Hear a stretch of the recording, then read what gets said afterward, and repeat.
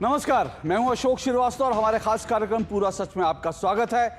खबरों की दुनिया में पूरा सच बहुत जरूरी होता है क्योंकि झूठ से भी खतरनाक होता है अधूरा सच, और उसी तरह खतरनाक होती हैं अधूरी खबरें। इसलिए हर खबर का पूरा सच हम आपको बताएंगे, वो भी तथ्यों, तर्कों और सबूतों के साथ। तो आइए बिना देर किए देखते हैं आज का पूरा सच।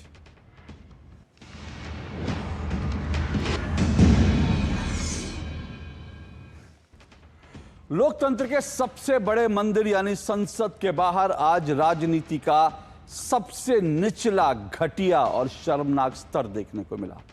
आज देश की संसद एक ऐसे तमाशे की गवाह बनी जिसने सनातन परंपरा और करोड़ों हिंदुओं की आस्था को छलनी छलनी कर दिया।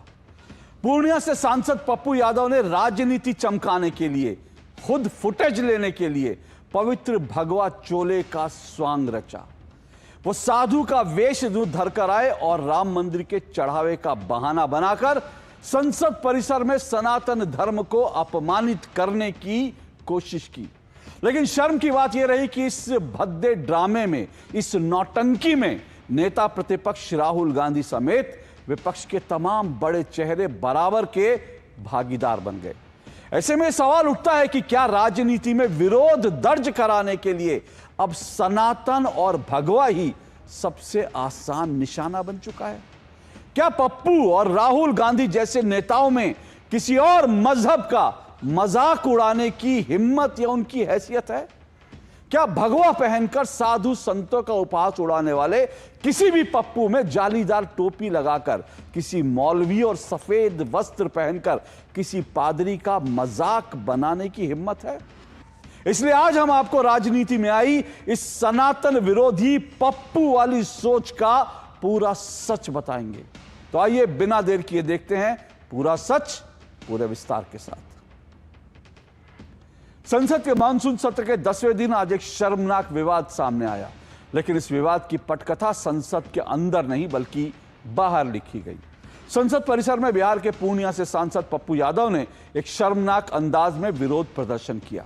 अयोध्या के राम मंदिर में चढ़ावे में हुई गड़बड़ी के मुद्दे को लेकर वो भगवा चोला और साधु के वेश में संसद भवन पहुंचे। इतना ही नहीं, वो अपने साथ एक वो दान पेटी भी लेकर पहुंचे थे, जिसे लेकर वो जमीन पर बैठ गए और उसके बाद शुरू हुआ पप्पू यादव और विपक्षी सांसदों का ड्रामा, उनकी नौटंकी। साधु बनकर आए पप्पू यादव ने सांसदों से दान लेना शुरू किया। इस ड्रामे में हिस्सा लेते हुए प्रतिपक्ष के नेता राहुल गांधी ने उन्हें पैसे दिए। फिर इसके बाद समाजवादी पार्टी के सांसदों ने पप्पू यादव को मारने और उनके साथ छीना झपटी का नाटक किया। सभी विपक्षी सांसद साधु का भेष बनाए पप्पू यादव को देखकर चोर चोर भी चिल्ला रहे थे। सोचिए, भगवा पहने एक शख्स को चोर चोर कहकर चिल्लाना क्या सीधे सनातन साधु संतों और भगवा ध्वज की गरिमा का अपमान नहीं है? क्या अपनी सियासत, अपनी नफरत निकालने के लिए, अपनी सियासत चमकाने के लिए साधु के वेश और धर्म के प्रतीकों को इस तरह सड़क पर घसीटना सही है? जिसने भी इस पूरे दृश्य को देखा उसे इसमें सिर्फ और सिर्फ सनातन धर्म और साधु संतों का अपमान ही नजर आया।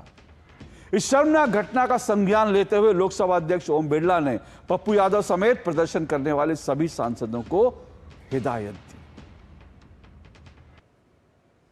मैंने पूर्व में भी कहा था कि सदन के अंदर तख्तियां लेकर आकर, बैनर लेकर आना, ये संसद की परंपराओं और मर्यादाओं के अनुरूप नहीं है। और कुछ मान्य सदस्य तो वेश बदल बदल कर संसद में जिस तरीके से पहनकर आते हैं, मेरी उन मान्य सदस्यों को चेतावनी है। संसद या संसद के परिसर में मुझे कई मान्य सदस्यों ने मिलकर और लिखकर दिया है कि संसद भवन और संसद परिसर की पवित्रता बनी रहनी चाहिए, मर्यादा बनी रहनी चाहिए। लेकिन आपको जनता ने चुनकर भेजा है संसद में चर्चा संवाद के लिए। आप सदन की पवित्रता को समाप्त कर रहे हैं, उसकी गरिमा को समाप्त कर रहे हैं। लेकिन ये नौटंकी करने के बाद, इतना बड़ा विवाद खड़े करने के बाद भी पप्पू यादव को अपनी गलती पर जरा भी पछतावा नहीं हुआ, उन्हें जरा भी शर्म नहीं आई। वो पूरी बेशर्मी के साथ साधु संतों का चोला ओढ़कर संसद में घूमते रहे और बाद में पत्रकारों के पूछने पर वो राम नाम जपने का ढोंग करते रहे। मन में राम, कन में राम, जीवन में राम, सांस में राम, मन में शिव, तन में शिव, जीवन में शिव, चरित्र में शिव, चिंतन में शिव, विचार में शिव, ईमानदारी में शिव, शिव ही शिव, राम ही राम। बस कहना चाहते हैं राम राम जपियो रे, सब माल हरपियो रे। लोकतंत्र के सबसे बड़े मंदिर यानी संसद से आई एक तस्वीर ने पूरे देश के करोड़ों सनातनियों और साधु संतों के हृदय को गहरे आघात से भर दिया। राम मंदिर दान मामले के नाम पर संसद परिसर में जो सियासी ड्रामा, जो सियासी नौटंकी रची गई, उसने अब राजनीतिक विरोध की सीमाएं लांघकर धार्मिक आस्था के अपमान का रूप ले लिया है। इसने सनातन परंपरा और साधु वेश की पवित्रता पर गंभीर सवाल खड़े कर दिए हैं। इसके बाद से ही अयोध्या से लेकर देश के तमाम धार्मिक पीठों में भारी आक्रोश है।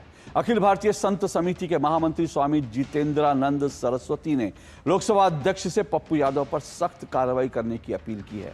अयोध्या के प्रसिद्ध हनुमानगढ़ी मंदिर के महंत राजू दास ने इस पर कड़ा ऐतराज जताते हुए इसे सनातन का सीधा अपमान करार दिया है। संतों ने स्पष्ट चेतावनी दी है कि जनहित की आड़ में धार्मिक प्रतीक चिन्हों का अनादर और उपहास अब बर्दाश्त नहीं किया जाएगा। सनातन हिंदू धर्म, उनके साधु संतों के त्याग तपस्या को लांछित करने का प्रयास अखिल भारतीय संत समिति कतई बर्दाश्त नहीं करेगी। अखिल भारतीय संत समिति का यह मानना है कि संसद संविधान के अनुसार एक पवित्र परिसर है।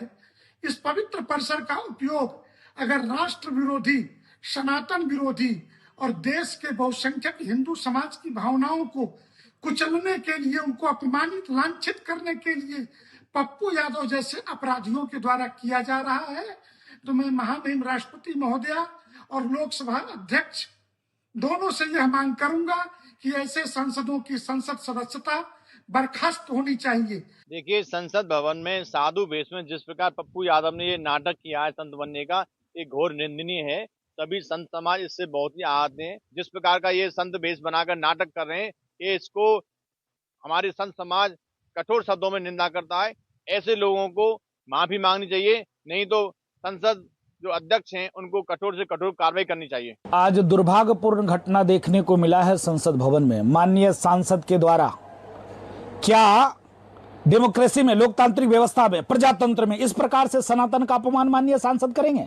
राहुल गांधी हंस रहे थे, चंदा डाल रहे थे। अब बताओ, जो पैरोल पर है पप्पू यादव, चोर, खुद महाघटिया, वो साधु बनकर इस प्रकार से कुकृत्य कर रहा है। राम मंदिर परिसर में रुपए गिनने के मामले को लेकर कुछ कर्मचारियों के द्वारा अव्यवस्था की गई। इस प्रकार से वहां पर समाजवादी पार्टी के नेतागण तथा कथित अयोध्या के सांसद और तमाम नेता कॉलर पकड़कर संतों के खींच रहे थे भगवा वेश में। ये क्या है भाई? क्या कभी इस्लाम पर मौलाना, मौलवी बनकर, टोपी लगाकर ऐसे घटना किया था क्या? विश्व हिंदू परिषद का कहना है कि पप्पू यादव की हरकतें अनुचित और हिंदू विरोधी हैं और वीएचपी कानूनी कार्रवाई पर भी विचार कर रही। कांग्रेस नेता राहुल गांधी और कांग्रेस समर्थित पप्पू यादव ने आज संसद के बाहर जिस प्रकार का भौंडा प्रदर्शन किया है, उसे किसी भी हालत में सहन नहीं किया जा सकता। एक संत का वेश धारण करोगे, संत वेश को अपमानित करोगे, हिंदू आस्थाओं को अपमानित करोगे, देश की जनता तुम्हें किसी भी हालत में माफ नहीं कर सकेगी। तुम हिंदू विरोधी हो, कोई मौका नहीं छोड़ते हिंदुओं की आस्थाओं को अपमानित करने का। तुम लोगों ने पूरी कोशिश कर ली, राम मंदिर न बन सके, लेकिन तुम्हारी कोशिश के बावजूद जब भव्य राम मंदिर बन गया और हिंदुओं का आस्था का सैलाब उमड़ पड़ा, तो तुमको लगा तुम्हारा वोट बैंक चला गया। तुमने बार बार दुष्प्रचार करके राम मंदिर के प्रति आस्थाओं को हिलाने की कोशिश की और जब उसमें सफल नहीं हो सके तो इस प्रकार का भौंडा प्रदर्शन किसी भी तरह उचित नहीं कहा जा सकता। तो पप्पू यादव ने महान सनातन परंपरा का भद्दा मजाक बनाया। आज साधु का रूप धरकर ड्रामेबाजी करने वाले पप्पू यादव ने न सिर्फ राजनीति की सारी मर्यादाएं लांघ दी, बल्कि करोड़ों सनातनियों की आस्था पर सीधा प्रहार भी किया। यहां बड़ा सवाल यह है कि क्या पप्पू यादव किसी और धर्म या मजहब का इस तरह मजाक उड़ाने की हिम्मत कर सकते हैं? कभी नहीं। वो सिर्फ अपनी ओछी राजनीति के लिए सनातन की गरिमा को ही तार तार कर सकते हैं, क्योंकि वो जानते हैं कि सनातनी सहिष्णु होते हैं, वो सब सहन कर लेते हैं। लेकिन आज पप्पू यादव के असली चरित्र का भी पूरा सच देश के लिए जानना बहुत जरूरी है। आपको यह मालूम होना चाहिए कि सनातन का अपमान करने वाला ये नेता संगीन जुर्मों से इसका जो इतिहास है वो भरा पड़ा है। इसका काला चिट्ठा जानना बहुत जरूरी है। आइए आपको बताते हैं स्वयं पप्पू यादव का चरित्र किस तरह विवादों से घिरा रहा है। पप्पू यादव के खिलाफ एक दो नहीं बल्कि पूरे 41 आपराधिक मामले हैं। 41 आपराधिक मामले। यह जानकारी खुद पप्पू ने 2024 के लोकसभा चुनाव में अपने हलफनामे में दी थी। अब सुनिए पप्पू यादव के खिलाफ किस तरह के केस हैं। उन पर हत्या की कोशिश, दंगा, डकैती, रंगदारी के केस हैं। इसके अलावा पप्पू पर लोगों के मकानों पर कब्जा करने, भड़काऊ बयान, सार्वजनिक उपद्रव करने जैसे मामले भी हैं। वहीं पप्पू पर चोरी की संपत्ति छुपाने में मदद करना, आज वो चोरी की बात कर रहे हैं, चढ़ावा की, लेकिन वो खुद चोरी की संपत्ति छुपाने में मदद करने का उनके ऊपर मामला दर्ज है। बूथ कैप्चरिंग जैसे कई मामले अदालतों में चल रहे हैं। पप्पू यादव पर 1999 में विधायक अजीत सरकार की हत्या का आरोप लगा था। हत्या का आरोप लगा था, सोचिए। विशेष अदालत ने उन्हें उम्र कैद की सजा सुनाई थी, लेकिन हाई कोर्ट ने उन्हें सबूतों के अभाव में बरी कर दिया। पप्पू यादव पर 1995 में पटना में एक घर पर अवैध कब्जा करने का मामला भी चल रहा है। पप्पू यादव पर जून 2015 में एक फ्लाइट में एयर होस्टेस के साथ बदसलूकी करने और उसे चप्पल से मारने की धमकी देने का आरोप भी लग चुका है। इसके अलावा पप्पू यादव अपने सस्ते राजनीतिक बयानों के लिए भी जाने जाते हैं। उन्होंने नारी शक्ति वंदन बिल को लेकर कहा था कि 90% महिलाएं बिना पुरुष नेताओं के बेडरूम में गए राजनीति नहीं कर सकती। मतलब महिलाओं को लेकर इससे घटिया बयान कि वो कह रहे हैं कि बिना पुरुषों के बेडरूम में जाए महिलाएं राजनीति नहीं कर सकती। आइए सुनते हैं कि पप्पू यादव की इस राजनीति के बारे में बिहार के जाने माने राजनीतिक विश्लेषक अभिषेक तिवारी का क्या कहना है। पप्पू यादव का कैरेक्टर कोई नया नहीं है। पप्पू यादव पर अजीत सरकार की हत्या का आरोप है। आज भी उनका परिवार यही मानता है कि पप्पू यादव ने ही हत्या कराई है। निचली अदालत ने दोषी भी करार दिया था। वो तो लेफ्टिस्ट है। आज भी चले जाइए, कई व्यापारी पूर्णिया में और डॉक्टर, उन्होंने पप्पू यादव के कार्यकर्ताओं पर आरोप लगाए कि धमकी देकर के चंदा वसूला। और इस बार भी चुनाव के समय 2024 के लोकसभा चुनाव के दौरान ऐसे आरोप उनके ऊपर लगे। बात आरोप लगाने की है, सिद्ध करने की नहीं है। यहां पर पप्पू यादव वैसे तो यहीं पर नहीं रुके। जीआर स्वामी, जो कि बिहार के जाने माने, बिहार क्या देश के भी जाने माने संत हैं, त्रिदंडी स्वामी के शिष्य हैं। जीआर स्वामी महाराज जो हर साल पूजा पाठ करते हैं, उनके ऊपर भी इसी प्रकार के आरोप लगाए गए हैं। लगातार आरोप लगाए गए हैं। तो ऐसा नहीं है कि सनातन सभ्यता संस्कृति पर पप्पू यादव पहली बार इस प्रकार के आरोप लगा रहे हैं। पप्पू यादव पहले से ही सनातन द्रोही रहे हैं, इसमें कोई संदेह नहीं है मुझे। तो पप्पू है, उनका कच्चा चिट्ठा और उनकी जो इतिहास है वो मैंने आपको बताया। लेकिन दुर्भाग्य की बात यह है कि कांग्रेस और राहुल गांधी को पप्पू यादव की इस हरकत पर कोई पछतावा नहीं है। कांग्रेस सांसद उदित राज कह रहे हैं कि भगवा पहनकर पप्पू यादव ने जो झांकी दिखाई है उसमें गलत क्या है। कथित चंदा चोरी को बताने का यह बेहतर तरीका है। आप भी सुनिए उदित राज ने क्या कहा। तो भगवा पहन करके ही तो चंदा चोरी कर रहे हैं, तो वही झांकी दिखाया है पप्पू यादव जी ने, तो गलत क्या है? क्या चंदा चोरी नहीं हुई? कोई गलत है इसमें? क्या मामला उठाया नहीं जाना चाहिए? गलत है क्या? भगवा क्या किसी के नाम पर रजिस्टर्ड है? जब आरएसएस बीजेपी नहीं था तो क्या भगवा नहीं हुआ करता था? मानव ने कलर को इजाद किया है। तो ये अच्छा तरीका है देश को बताने का, यह बेहतर तरीका हो सकता है देश को, लोगों को बताने का। चंदा चोरी का जो तरीका है वो अच्छी बात है। उदित राज जी, भगवा बीजेपी ने रजिस्टर नहीं कराया है। जब बीजेपी नहीं थी भगवा तब भी था। भगवा जो है वो शिवाजी महाराज ने भी भगवा ध्वज उठाया था और भगवा भारत के तिरंगे में भी है। भगवा त्याग का प्रतीक है। भगवा जो है भारत की सनातन परंपरा का प्रतीक है। इधर बीजेपी का कहना है कि कांग्रेस और समाजवादी पार्टी वोट बैंक के लिए घटिया राजनीति कर रही हैं। दोनों ही पार्टियों ने भगवा वेश का अपमान किया है और इसलिए दोनों दलों को माफी मांगनी चाहिए। आप भी सुनिए बीजेपी नेता क्या कह रहे हैं। जो घटना घटी है ये केवल सपा और पप्पू यादव और कांग्रेस ये सोची समझी रणनीति के तहत भारत के सनातन के साधु संतों को दिखाया गया चोर के रूप में। ये क्या सोची समझी रणनीति है? अपमानित करने का नहीं है तो और क्या है? यही कांग्रेस कभी कहा था कि आतंकवादी हिंदू। आज सदन के बाहर इस तरह की घटना, ये देश अब इसको नहीं बर्दाश्त करेगा। कांग्रेस हो, समाजवादी पार्टी हो, यह सब वोट बैंक के लिए इतनी घटिया राजनीति कर रहे हैं कि इनको मालूम नहीं है कि जब चुनाव होंगे तो इनका डब्बा गोल हो जाएगा और समाजवादी पार्टी, कांग्रेस पार्टी चारों खाने चित होगी।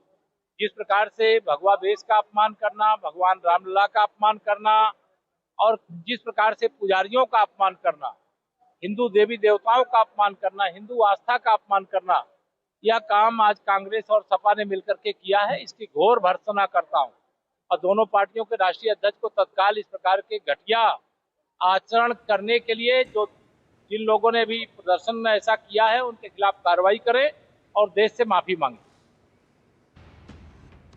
संसद परिसर में पप्पू यादव जब साधु संतों का भेष धरकर सनातन का अपमान कर रहे थे तब विपक्ष के ज्यादातर सांसद ठहाके लगाकर हंस रहे थे। हैरानी की बात यह है कि किसी ने उन्हें रोकने की कोशिश तक नहीं की। यहां तक कि पप्पू यादव को समझाने के बजाय नेता प्रतिपक्ष राहुल गांधी तक इस आपत्तिजनक ड्रामे और नौटंकी का हिस्सा बन गए। पप्पू यादव जब जमीन पर बैठकर चंदा वसूल रहे थे तब खुद राहुल गांधी ने हंसते और मुस्कुराते हुए एंट्री मारी और जेब से रुपए निकाल करके पैसे दिए। यानी यह कहना गलत नहीं होगा कि जब पप्पू यादव करोड़ों हिंदुओं की आस्था का मजाक उड़ा रहे थे, भगवा का अपमान कर रहे थे, तब नेता प्रतिपक्ष राहुल गांधी भी उनके सहभागी बन रहे थे। राहुल गांधी ने एक पल के लिए भी नहीं सोचा कि पप्पू यादव की इस हरकत से सनातनी आस्था को कितनी बड़ी चोट पहुंच रही है।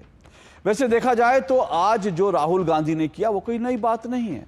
राहुल गांधी पर भी कई बार सनातन धर्म पर विवादित बयान देने के आरोप लग चुके हैं। मिसाल के तौर पर 2024 के चुनाव के बाद 1 जुलाई 2024 को राहुल गांधी ने संसद में हिंदुओं को हिंसक बताया था। उन्होंने कहा कि जो खुद को हिंदू कहते हैं वो दिन भर हिंसा करते हैं। उन्होंने अपने विवादित बयान में कहा कि जो लोग हिंदू कहते हैं वो 24 घंटे हिंसा हिंसा हिंसा और नफरत की बात करते हैं, जिसका सबसे पहले विरोध स्वयं प्रधानमंत्री नरेंद्र मोदी को करना पड़ा था। हालांकि बाद में राहुल गांधी ने अपने बयान पर सफाई भी दी। इसी तरह 18 मार्च 2024 को मुंबई की एक जनसभा में को संबोधित करते हुए राहुल गांधी ने कहा था कि हिंदू धर्म में एक शब्द है शक्ति, हम एक शक्ति के खिलाफ लड़ रहे हैं। वहीं 22 सितंबर 2023 राहुल गांधी ने कहा था कि बीजेपी के सांसद मंदिर की मूर्तियों की तरह शक्तिहीन हैं। जबकि इससे पहले 20 अगस्त 2014 को राहुल गांधी ने कहा था अपने बयान में कि जो लोग मंदिर जाते हैं, मंदिर में जाकर माथा टेकते हैं, वो जो आपको मां बहन कहते हैं, वही लोग बस में आपको छेड़ते हैं। इसके अलावा राहुल गांधी ने अयोध्या में राम मंदिर प्राण प्रतिष्ठा समारोह का न्योता ठुकरा दिया था।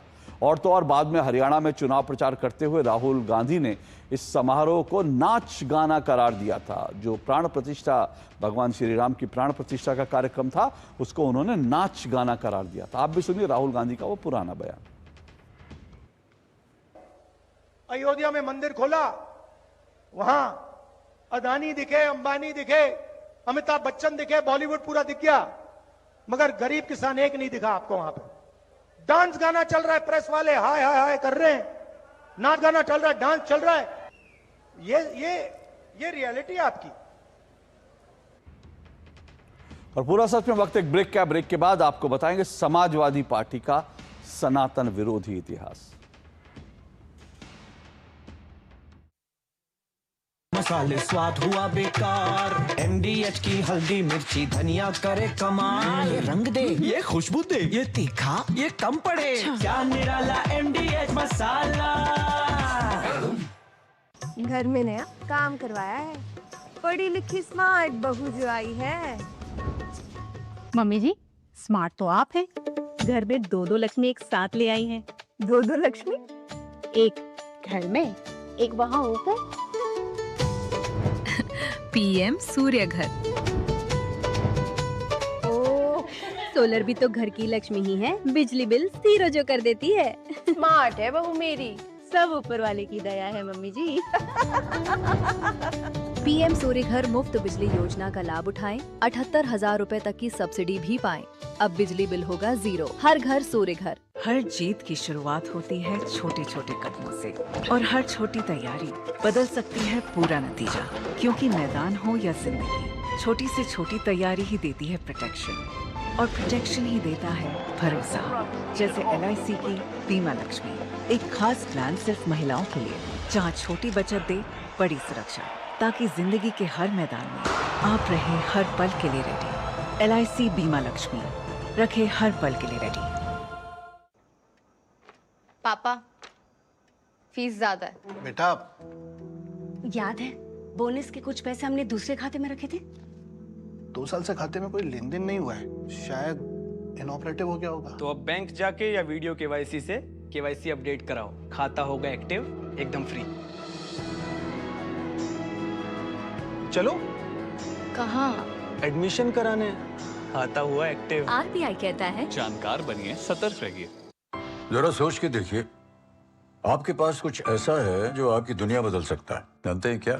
आपका अपना सोना। सोना क्या नहीं कर सकता? सोना आपको अपने सपनों का घर दिला सकता है, आपके बच्चों का भविष्य बना सकता है। सोना आपकी हर इच्छा पूरी कर सकता है। तो भारत की सबसे बड़ी gold loan NBFC Muthoot finance से गोल्ड लोन लीजिए, और फिर देखिए सोना क्या नहीं कर सकता। मुथूट फाइनेंस, जहाँ विश्वास ही परंपरा है। कॉल कीजिए 1-800-313-1212। जब धरती चीर कर निकलता है लोहे का पत्थर और मिलता है मोंगिया के जोश से, फिर तपता है, पिघलता है और बनता है फौलाद। अब होता है सरिया सारी खूबियों के साथ। मोंगिया स्टील, मजबूत देश का मजबूत सरिया। गोल्डी छोले मसाले, जहाँ जाए रिश्ते बनाए। गोल्डी लाए हैं फ्रेश लॉक टेक्नोलॉजी, जो रखे मसालों को हर समय फ्रेश। ब्रेक के बाद पूरा सच में आपका एक बार फिर स्वागत है। आज जब संसद परिसर में पप्पू यादव साधु संतों का भेष धरकर सनातन संस्कृति का मजाक उड़ा रहे थे, तब इस भौंडे प्रदर्शन में समाजवादी पार्टी के सांसद सबसे आगे की कतार में खड़े थे। अयोध्या में सपा सांसद अवधेश प्रसाद और धर्मेंद्र यादव साधु बने पप्पू यादव को मारने का अभिनय कर रहे थे। पप्पू यादव आगे आगे भाग रहे थे और समाजवादी पार्टी के सांसद उन्हें मारने का नौटंकी करते हुए पीछे पीछे दौड़ रहे थे। तो बड़ा सवाल है कि आखिर इस तरह से सपा के सांसद क्या दिखाना चाह रहे थे। लेकिन यहां ध्यान देने वाली बात यह है कि जो सपा सांसद आज एक साधु का भेष धरे व्यक्ति को मारने का अभिनय कर रहे थे, कभी उनकी पार्टी के जनक और मुखिया मुलायम सिंह यादव ने तो असली साधुओं और कार सेवकों पर ही गोलियां चलवा दी थी। आज की पीढ़ी को यह पता होना चाहिए कि 1990 में किस तरह से अयोध्या में निहत्थे कार सेवकों और साधुओं पर समाजवादी पार्टी की सरकार ने फायरिंग करवाई थी, लाठीचार्ज करवाया था। उस समय अखिलेश के पिताजी मुलायम सिंह यादव राज्य के मुख्यमंत्री हुआ करते थे। ये तस्वीरें उसी फायरिंग की गवाही दे रही हैं। उस दिन राम नाम जपते, जय श्री राम का उद्घोष करते साधु संतों, बुजुर्गों और युवाओं पर पुलिस ने गोलियां बरसाई। राम के भक्तों के पास ना कोई हथियार था, ना कोई वो हिंसा कर रहे थे, वो तो सिर्फ श्रद्धा, आस्था और राम भक्ति प्रकट कर रहे थे, जिसकी सजा उन्हें गोलियों की बौछार से उनको सजा दी गई और छलनी कर दिया गया उनको। राम भक्तों का रक्त उस दिन सरयू में नहीं, पूरे देश की चेतना में बहा था। यह घटना हिंदुओं पर किया गया सबसे निर्मम अत्याचार बनकर भारतीय इतिहास में दर्ज हो गई। लेकिन इतना सब होने के बाद भी मुलायम सिंह यादव हमेशा इस फायरिंग की घटना को न केवल उचित ठहराते रहे, बल्कि उनकी पार्टी के सांसद इस नरसंहार पर गर्व भी करते रहे। तो पूरा सच में वक्त एक छोटे से ब्रेक का है, लौट रहे हैं जल्दी।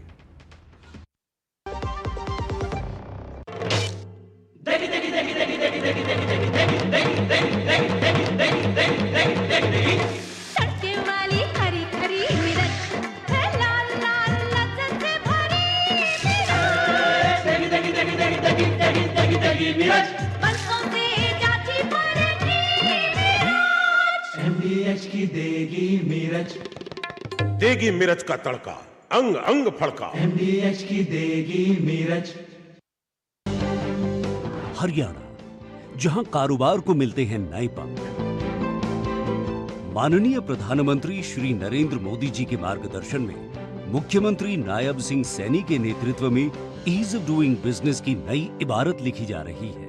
वर्ष 2014-2015 में राज्य का मर्चेंडाइज एक्सपोर्ट केवल 32,086 करोड़ रुपए था, जो वर्ष 2024-25 में बढ़कर 1,61,707 करोड़ रुपए के अभूतपूर्व स्तर तक पहुंच गया है। हरियाणा अब देश की निर्यात राजधानी बनने की ओर अग्रसर।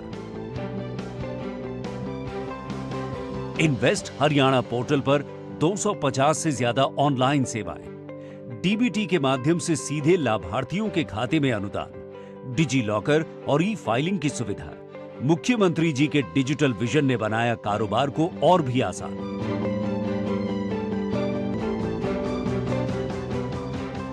164 दंडात्मक प्रावधानों को अपराध की श्रेणी से बाहर करना, 7 दिनों में पानी का कनेक्शन, 15 दिनों में बॉयलर निर्माता का रजिस्ट्रेशन।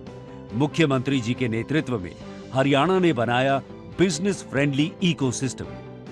ये सफर अभी थमा नहीं है। मुख्यमंत्री नायब सिंह सैनी के नेतृत्व में हरियाणा और ऊंचाइयों को छुएगा। Haryana, ease of doing business से कारोबार को नए पंख। भारत की सबसे बड़ी gold loan NBFC Muthoot finance से गोल्ड लोन लीजिए और फिर देखिए सोना क्या नहीं कर सकता। कॉल कीजिए 1-800-313-1212। यार कैसे ले पाएंगे घर? नहीं, आज गर्मी बहुत है ना? यस, बहुत ही ज्यादा।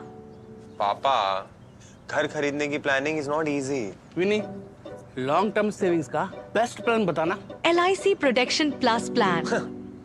LIC और सेविंग्स। यस, इसमें इंश्योरेंस और फंड्स दोनों में इन्वेस्ट करके गोल्स के हिसाब से सम अश्योर्ड एडजस्ट कर सकते हो।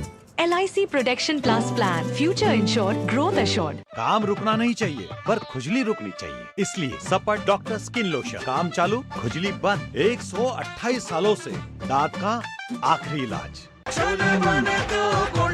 गोल्डी छोले मसाले, जहाँ जाए रिश्ते बनाए। गोल्डी लाए हैं फ्रेश लॉक टेक्नोलॉजी, जो रखे मसालों को हर समय फ्रेश।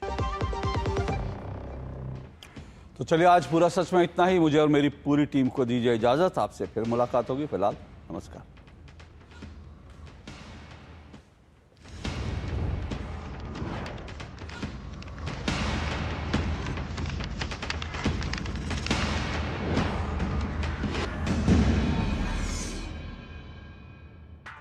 पूरा सच के प्रायोजक थे